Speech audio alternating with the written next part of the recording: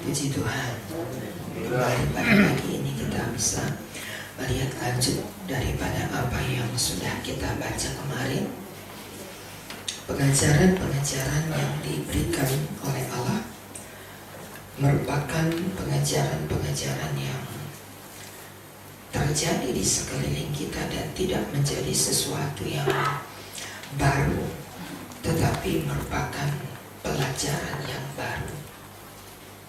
Pengajarannya bukan barang baru sebenarnya, tetapi dengan pengertian-pengertian yang diurapi, maka pengajaran itu merupakan pengajaran yang baru bagi mereka. Yesus menyembuhkan hamba seorang perwira, ingin menunjukkan perhatian bagi seorang perwira tidak terbatas dengan status, bukan anak, bukan keluarga, tetapi cuma seorang hamba. Di ayat yang kedua, pasal 7 ayat yang kedua, silakan. Di situ ada seorang perwira yang mempunyai seorang hamba yang sangat menghargainya. Hamba itu sedang sakit keras dan hampir mati. Ia mempunyai seorang hamba yang sangat Ia mempunyai seorang hamba tapi yang sangat dihargai. Seorang perwira bisa menghargai hambanya yang jarang ditemukan, bahkan hampir tidak pernah ada.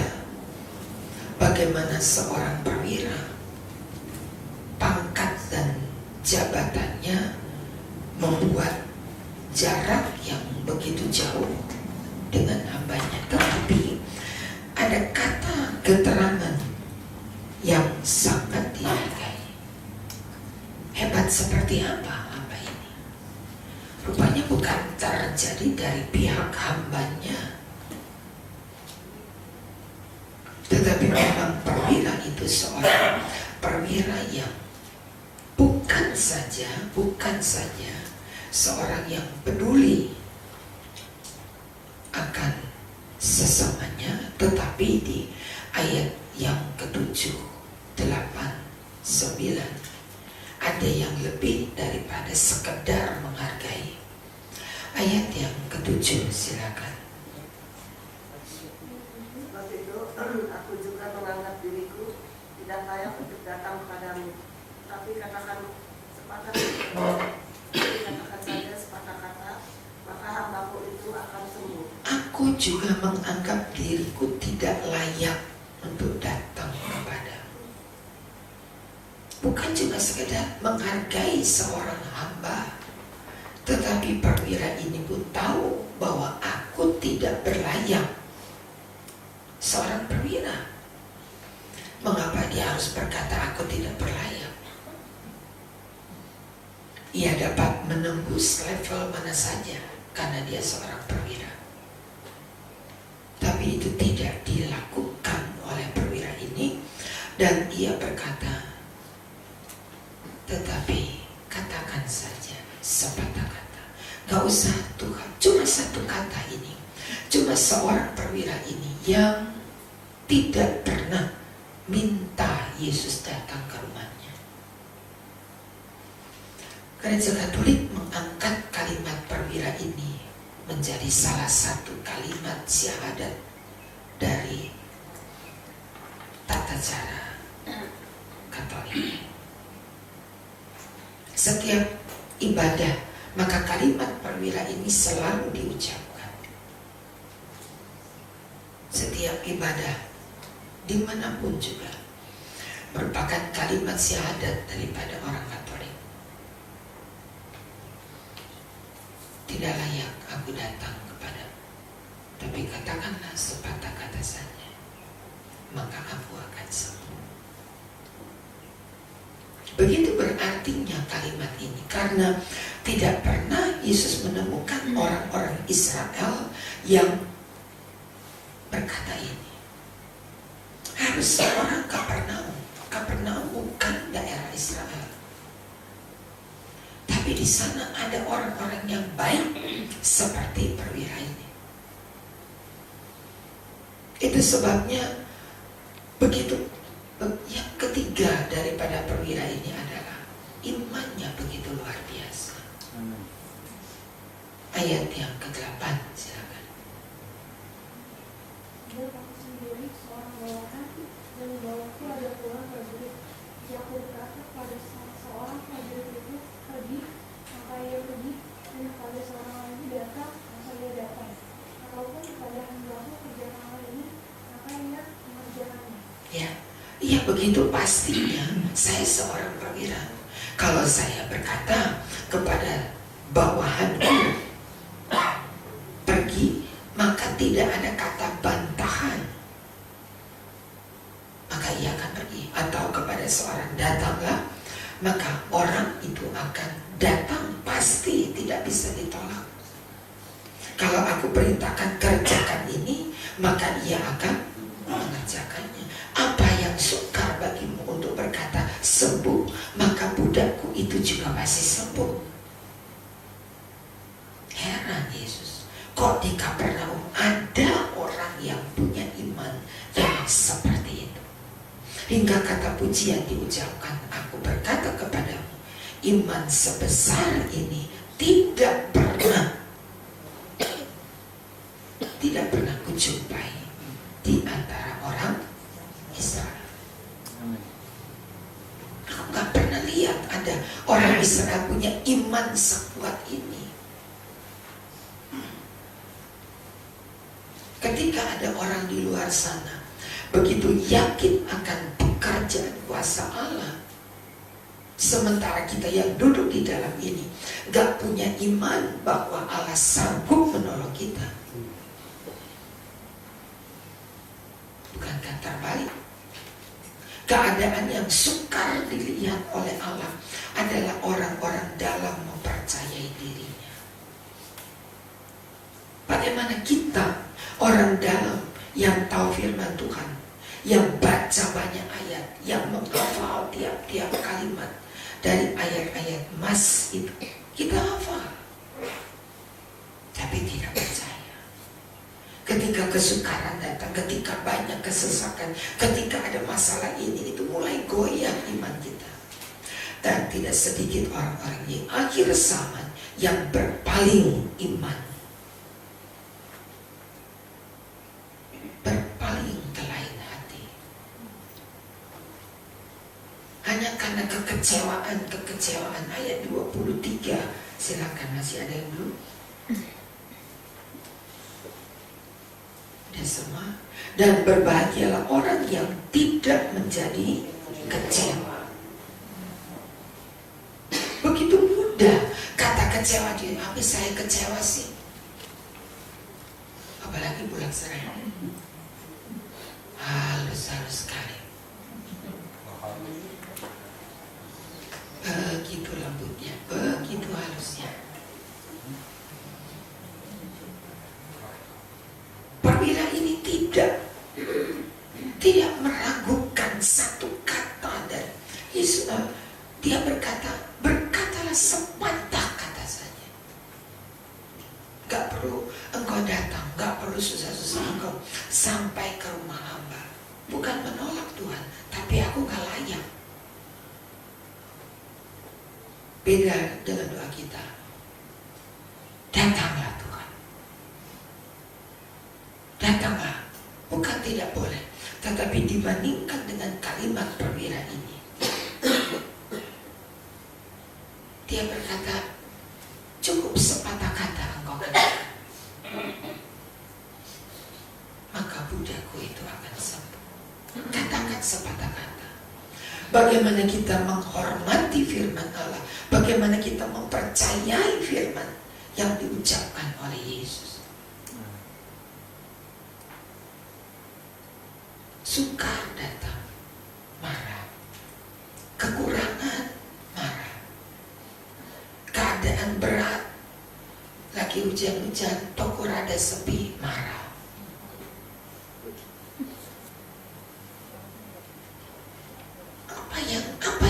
membuat kita bisa bersyukur. Perwira ini begitu. Tuhan, tidak perlu jauh-jauh engkau datang ke rumah. Mau dibilang malu, rumahnya butut, rumahnya perwira kok butut. Mana ada perwira rumah butut. Tetapi perwira ini berkata, aku tidak layak untuk datang kepadamu. Untuk datang aja aku gak layak. Apalagi kalau engkau mendatangi aku. Aduh, kata perwira, udahlah Tuhan, katakan saja sepatah kata sama. Banyak kali saudara kurang puas kalau didoakan cuma di telepon. Maunya tumpangi tangan. Kalau perlu tumpangi kaki. Kurang puas kalau cuma sekedar doa kita. Ibu Gembala bisa datang gak ya? Bisa datang gak ya?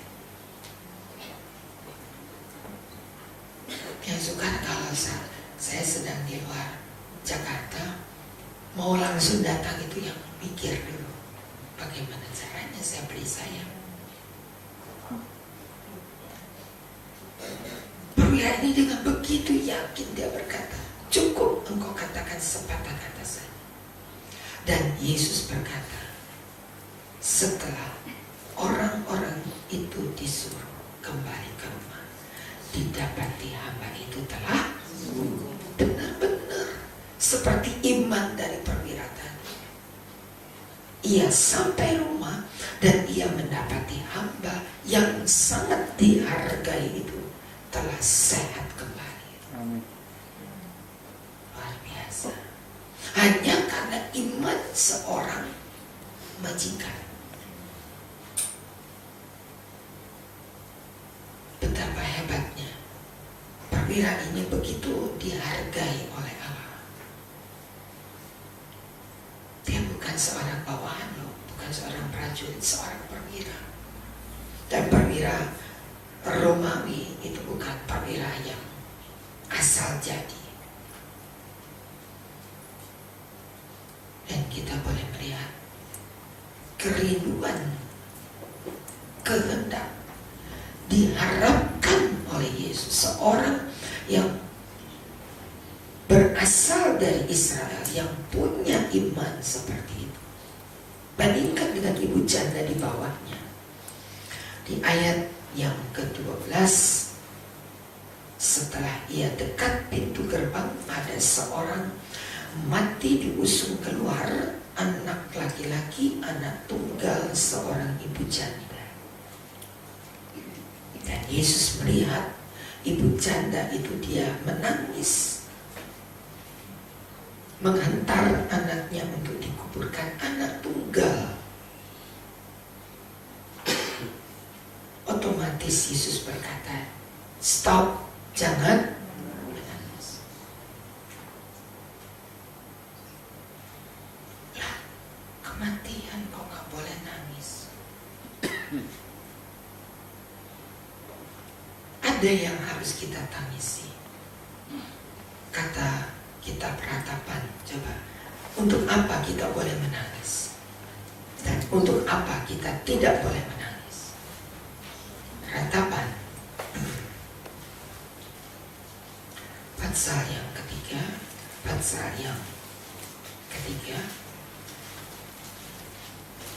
ayat 39. Ratapan 3:39. Mengapa orang hidup mengeluh, meratap, menangis? Biarlah setiap orang mengeluh tentang dosanya. Kalau tentang dosamu, menangislah. Kalau tentang dosamu, menangislah. Ada hal yang tidak perlu disesali. Ada hal yang tidak perlu ditangisi. Harun ketika melihat kedua anaknya, Nadab dan Abihu, terbakar, menangis dia. Tapi Tapi sama dengan apa yang dikatakan kepada ibu janda di Nain ini. Allah berkata, jangan menangis. Ada yang tidak perlu kita tangisi, ada yang tidak perlu kita sesali. Coba kita lihat, betul gak sih?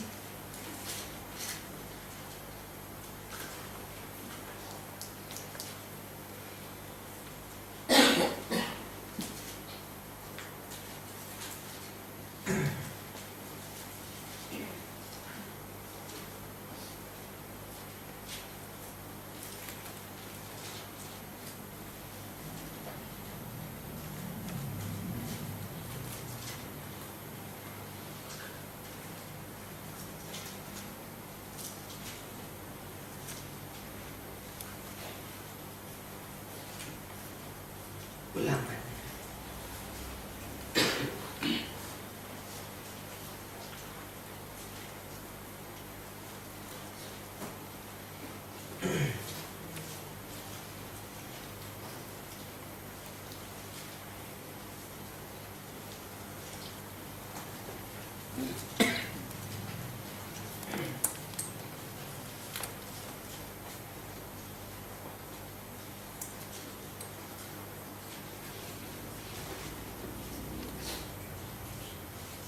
Coba kita cari sebentar.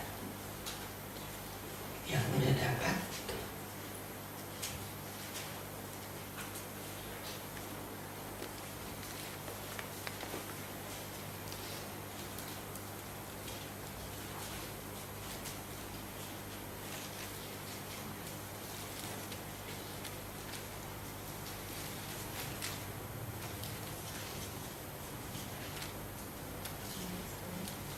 Imamat 10. Kitab Imamat 10 ayat yang pertama, boleh kita lihat sebentar. Kemudian anak-anak Harun, Nadab dan Abihu masing-masing mengambil perbarangannya, membubuh api ke dalamnya serta menaruh ukupan di atas api itu. Dengan demikian mereka mempersembahkan ke hadapan Tuhan api yang asing yang tidak diperintahkan kepada mereka. Silakan dua. Maka keluarlah api dari hadapan Tuhan, lalu menghanguskan keduanya sehingga mati di hadapan Tuhan. Berkatalah Musa kepada Harun, inilah yang difirmankan Tuhan, kepada orang yang karib kepadaku menyatakan kekudusanku, dan di muka seluruh bangsa akan kuperlihatkan kemuliaanku. Dan Harun berdiam diri. 4. Kemudian Musa memanggil Misael dan Elsafan, anak-anak Uziel, paman Harun, lalu berkatalah ia kepada mereka, datang kemari, angkatlah saudara-saudaramu ini dari depan tempat kudus keluar perkemahan. Mereka datang mengangkat mayat keduanya, masih berpakaian kemeja, keluar perkemahan seperti yang dikatakan Musa. 6. Kemudian berkatalah Musa kepada Harun dan kepada Eleazar dan Itamar, anak-anak Harun, janganlah kamu berkabung dan janganlah kamu berduka cita, supaya jangan kamu mati dan jangan Tuhan memurkai segenap umat ini. Tetapi saudara-saudaramu, yaitu seluruh bangsa Israel, merekalah yang harus menangis karena api yang dinyalakan Tuhan itu. Kepada Harun dan anak-anaknya dilarang menangis. Kalau anak mati kok nggak boleh menangis. Barangkali kita berpikir begini, bagaimana Allah ini? Anak mati kok nggak boleh menangis. Semua di dunia ini kalau kematian anak, di rumah ada kucing, saudara. Banyak sekali kucing, aduh saya bingung. Dan dipanggil itu mereka. Beberapa waktu lalu dia melahirkan 2 anaknya. Saya masih diam aja. Ya udah, kasihan. Mereka udah bilang udah dibuang aja, dibuang. Ketika beberapa hari lalu anaknya udah besar-besar, udah gemuk-gemuk, mereka bilang kita buang aja, kita buang. Dibuanglah itu anak. semalam-malaman induknya nangis. Itu kucing. Masa kucing ditinggal atau dipisahkan dari anaknya menangis? Apalagi manusia. Tetapi Tuhan bilang jangan menangis, jangan berkabung. Ada hal yang harus kita tempatkan pada tempat yang tepat. Karena Nadab dan Abihu melanggar, tidak menghormati Allah. Kalau kamu mau menangis, menangislah tentang dosamu. Tapi untuk apa yang tidak perlu kita tangisi, Allah tidak ingin melihat kita cengeng dalam hidup ini. Hidup kita tidak dapat dihadapi dengan sikap yang cengeng. Tegarlah. Hadapi hari-hari kita bukan dengan sikap-sikap manja kita, sikap cengeng kita. Tetapi hadapi dengan tegar. Untuk dosamu, silakan engkau harus menyesali tentang hidup dosamu. Karena dosamu itulah yang membawa kepada kematian. Tapi ada hal-hal yang tidak perlu kita tangisi. Tidak perlu dihadapi dengan sikap yang sekedar cengeng, minta dimanja. Dan dalam mau kita tegar dengan hidup yang kuat setiap saat menghadapi keadaan yang separah apapun, belajar untuk hidup tegar dan kuat. Ibu janda di Nain sedang membawa anaknya untuk dikubur. Ini anak tunggal yang menjadi harapan baginya. Masa aku gak boleh nangis? Yesus berkata, jangan menangis. Tidak mau melakukan mujizat dulu. Tidak. Stop dulu nangisnya. Baru aku melakukan mujizat. Karena menangis adalah potret gambar kelemahan manusia. Gambar kelemahan seorang wanita. Dan itu bukan kehendak Allah. Menjadi seorang yang kuat pada hari-hari yang berat seperti ini adalah harapan Allah untuk kita hidup dengan iman yang penuh seperti iman seorang perwira tadi. Katakan sepatah kata saja, maka aku pasti mendapat pertolongan. Dengan berkata, gak layak Tuhan Engkau datang ke rumahku, aku gak layak menerima Engkau datang ke rumahku. Katakan saja sepatah kata. Dan itu merupakan satu kalimat iman yang luar biasa. Yesus pun heran bahwa di Kapernaum ada orang yang seperti ini. Di Israel gak ada loh. Semoga di Bulak-Seren ada orang-orang seperti ini. Amin. Yang dengan iman penuh kita yakin kalau firman sudah berkata ya, pasti ya. 2 Korintus pasal 1 berkata, di dalam Kristus hanya ada ya. Dan begitu optimisnya kita menghadapi hari-hari ini. Untuk setiap perjanjian Allah hanya ada satu kata ya. Boleh kita baca sebagai bagian dari hidup kita dalam 2 Korintus pasal 1. 2 Korintus pasal 1. Kita baca bersama ayat 20. 2 Korintus 1 ayat 23, 4. Sebab Kristus adalah ya bagi semua janji Allah.